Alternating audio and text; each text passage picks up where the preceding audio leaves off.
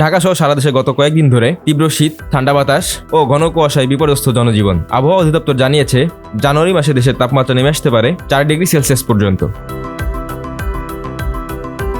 আবহাওয়া অধিদপ্তরের পরিচালক মোহাম্মদ মমিনুল ইসলাম জানান, জানুয়ারি মাসে দেশের বিভিন্ন অঞ্চলে মোট 5টি শৈত্যপ্রবাহ বয়ে যাওয়ার সম্ভাবনা রয়েছে। এর মধ্যে 2 থেকে 3টি মৃদু থেকে মাঝারি শৈত্যপ্রবাহ, যেখানে তাপমাত্রা থাকতে পারে 6 থেকে 8 ডিগ্রি সেলসিয়াস, আর 1 থেকে 2টি শৈত্যপ্রবাহ হতে পারে মাঝারি থেকে তীব্র, যেখানে তাপমাত্রা নেমে আসতে পারে 4 থেকে 6 ডিগ্রি সেলসিয়াসের মধ্যে।